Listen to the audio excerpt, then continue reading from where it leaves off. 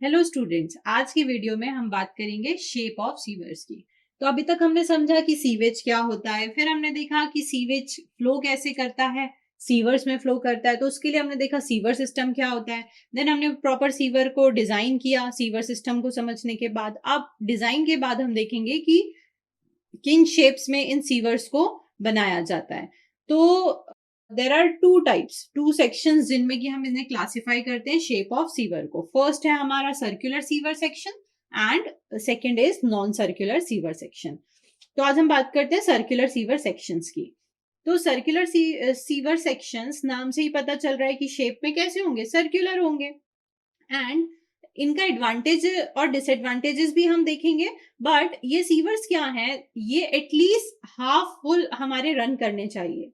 The sewers are running at least half full, मतलब आधा तो इनमें पानी हमेशा भरा रहे, और पानी मतलब सीवेज ही, या फिर आधे से ज्यादा इनको हम क्या करते हैं, फ्लो करवाते हैं। Depth of flow, and depth of flow जो सर्कुलर सीवर में है वो हमेशा हम 1/2 प्रोवाइड करते हैं।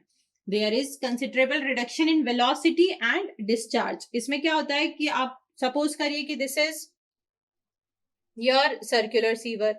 अब आपने यहाँ पे पानी फ्लो कराया, आधे से कम अगर आपका वहां पे सीवेज फ्लो कर रहा है तो क्या होगा, वेलोसिटी का रिडक्शन होने लगेगा। एंड अगर वेलोसिटी रिड्यूस हो रही है तो आगे जाके आपका डिस्चार्ज भी क्या होगा, कम रिड्यूस हो जाएगा, और इसकी वजह से सीवर का परफॉर्मेंस बहुत ही पुअर होगा।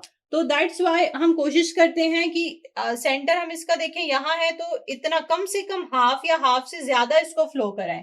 तो ये हमारे लिए क्या होती है, बेनिफिशियल होती है। हाफ से ज्यादा अगर डेप्थ में फ्लो कर रही है, रन कर रही है, तो क्या होगा, आपकी पर्टिकुलर वेलोसिटी भी मेंटेन रहेगी और आपको प्रॉपर डिस्चार्ज भी मिल पाएगा। लेकिन इन सम सीजन्स क्या होता है कि इन सर्कुलर सेक्शंस में जो डेप्थ ऑफ फ्लो है वो इतना कम हो जाता है कि यहाँ पे वेलोसिटी का भी रिडक्शन होने लगता है और आपका डिस्चार्ज भी कम हो जाता है। That's why we always try कि यहाँ पे क्या हो, 1/2 डेप्थ मेंटेन हो। So these are the circular sewer section. अब इनके कुछ एडवांटेजेस हैं, why we provide the circular sections. क्योंकि जो पैरामीटर है सर्कुलर सीवर की वो at least with respect to the other shape हमें इजीली हम कैलकुलेट कर पाते हैं, राइट right? और ये लीस्ट पैरामीटर होती है with respect to the other shape. Like आप देखेंगे कि इसकी पैरामीटर हम देखें, अगर हाफ फ्लो कर रही है तो अभी तक हमने देखा कि पाई डी से लेते हैं, बट आप अदर सीवर शेप्स को आप कंसीडर करेंगे तो इनके पैरामीटर्स की वैल्यू क्या होती है, b + y, मतलब ये बढ़ जाती है। तो हमें लीस्ट यहाँ पे क्या मिलता है, पैरामीटर मिलता है, किसमें, सर्कुलर सेक्शंस में।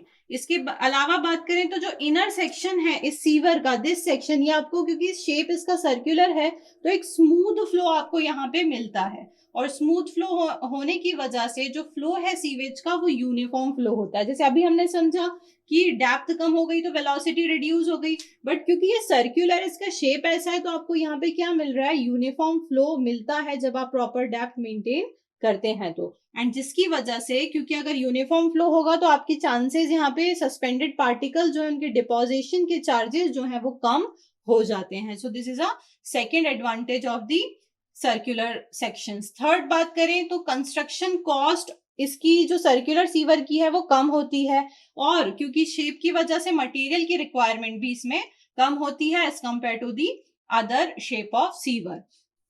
नेक्स्ट एडवांटेज की बात करें तो जो हाइड्रोलिक पॉइंट ऑफ व्यू से अगर हम इस सीवर की स्टडी करें तो सर्कुलर सेक्शन जो है, सर्कुलर सेक्शन ये क्या करता है, मोर हाइड्रोलिक मीन डेप्थ प्रोवाइड करता है, हाइड्रोलिक मीन डेप्थ प्रोवाइड करता है। और ये सारी कैलकुलेशंस हम समझ ही चुके हैं अभी तक, R = A/P। तो मोर आपको हाइड्रोलिक डेप्थ यहाँ पर मिलती है, किसमें, सर्कुलर सीवर में। तो आप डिस्चार्ज का फॉर्मूला देखते हैं, डिस्चार्ज के फॉर्मूले में आपको सबकी जरूरत पड़ती है, वेलोसिटी एक प्रॉपर आप मेंटेन कर पाएंगे तो प्रॉपर डिस्चार्ज भी आपको वहां पर मिलेगा on the basis of formula also. तो इनके बेसिस में हम कह सकते हैं कि कुछ एडवांटेजेस हैं जिसकी वजह से हम सर्कुलर सीवर सेक्शन प्रोवाइड करते हैं। इसके अलावा नॉन सर्कुलर सीवर सेक्शन की बात करें तो उन्हें क्यों अडॉप्ट किया जाता है, कब हमें जरूरत पड़ती है कि हम रेक्टेंगल सीवर की तरफ जाएं। तो अगर आपको स्ट्रक्चरल स्ट्रेंथ ज्यादा चाहिए तो आप क्या प्रोवाइड करेंगे, देन अदर शेप के सीवर्स भी प्रोवाइड कर सकते हैं जिन्हें हम कहते हैं non circular sewer. Cost of construction कई बार अदर शेप की आपकी लो होगी as compare to the circular shape. हम अगर हमारे पास कॉस्ट कम है, बजट कम है, तो भी फिर हम क्या करेंगे, अदर शेप की सीवर्स प्रेफर करेंगे। एंड प्रोसेस ऑफ कंस्ट्रक्शन भी क्या होता है, इजी होता है नॉन सर्कुलर सीवर का, क्योंकि आप देखिए कि सर्कुलर सीवर है तो थोड़ा सा टीडियस इसका प्रोसेस ऑफ कंस्ट्रक्शन हमारा होता है, वेयर एज नॉन सर्कुलर का हमारा क्या है, इजी प्रोसेस ऑफ कंस्ट्रक्शन है। एंड अदर शेप की जो सीवर्स हैं, नॉन सर्कुलर शेप्स की, वो क्या होती है, कन्वीनियंट होती है शेप एंड साइज में, so that we can do easy cleaning and maintenance. अब आप इसको समझिए कि ये रेक्टेंगुलर सीवर, तो इसमें इजीली हम क्या कर पाएंगे, इसको क्लीन कर पाएंगे, मेंटेन कर पाएंगे। बट सर्कुलर सीवर है तो सर्कुलर सीवर का जो मेंटेनेंस है, क्लीनिंग है, ये थोड़ा सा डिफिकल्ट हो जाता है। That's why sometimes we prefer non-circular sievers over the circular siever. In the next video, we will discuss more about the non-circular siever. Thank you.